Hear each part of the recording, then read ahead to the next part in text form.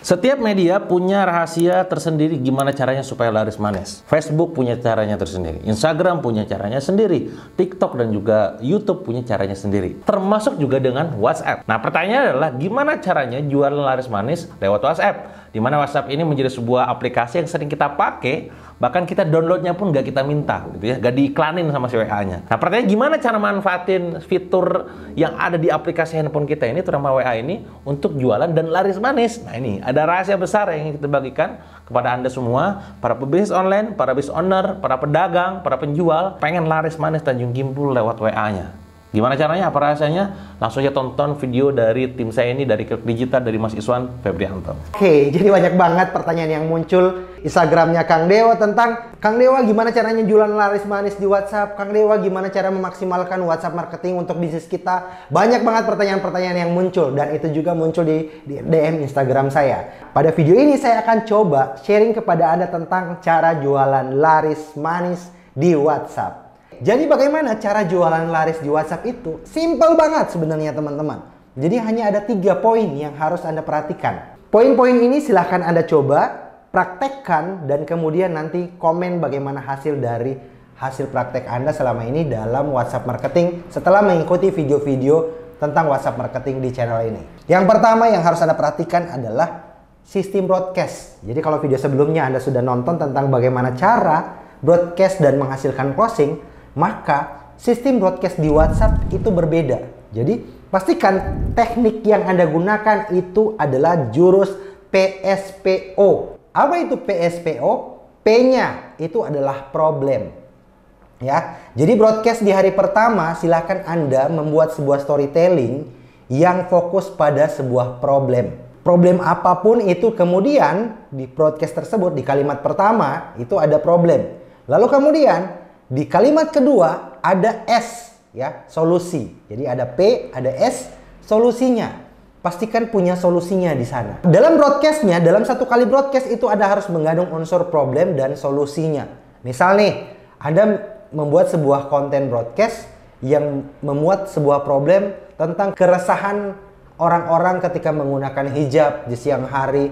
Itu mereka ternyata gerah. Kemudian kalau keringatan biasanya di jilbabnya, di hijabnya itu muncul corak-corak putih gitu yang bekas dari keringat mereka dan sebagainya.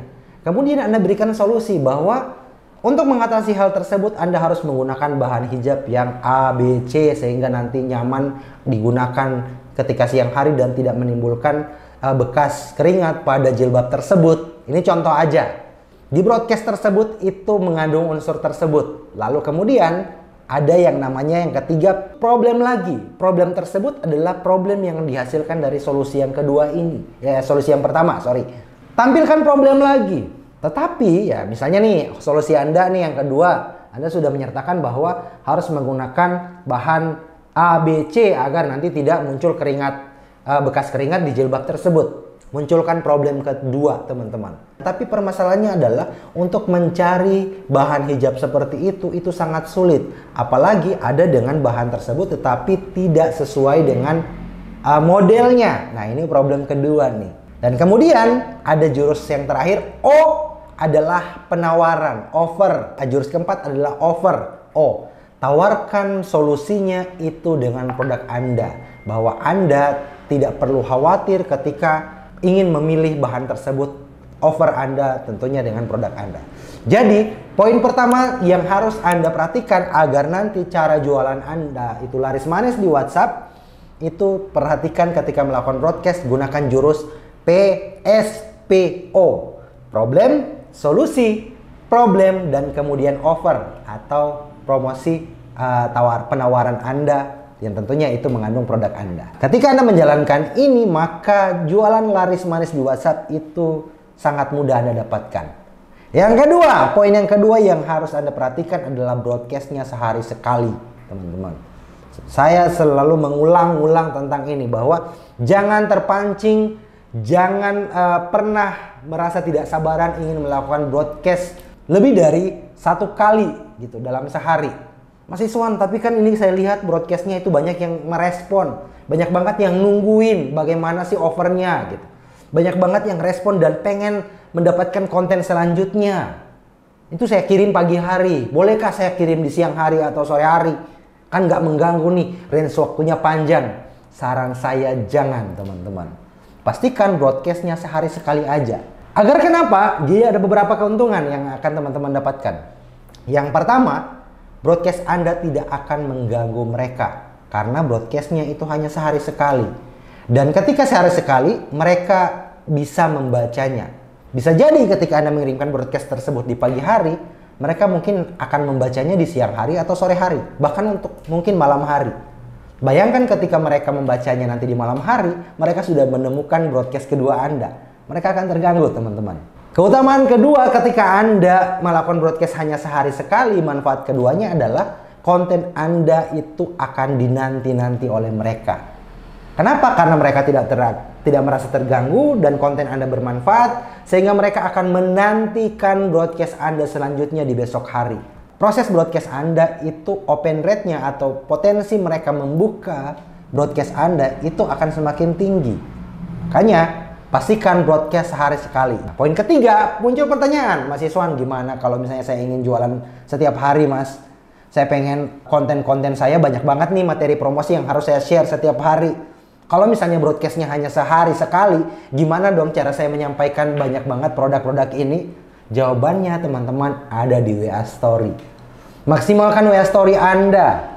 Silahkan Anda mau jualan setiap saat di WA Story. Silahkan Anda mau storytelling, Anda mau hard selling di WA Story, silahkan. Kenapa saya menyarankan Anda untuk setiap saat mau jualan di WA Story? Agar nanti orang-orang itu mau berinteraksi dengan Anda. Dan tentunya di WA Story orang-orang tidak akan terganggu. Database Anda tidak akan merasa terganggu ketika Anda upload WA Story.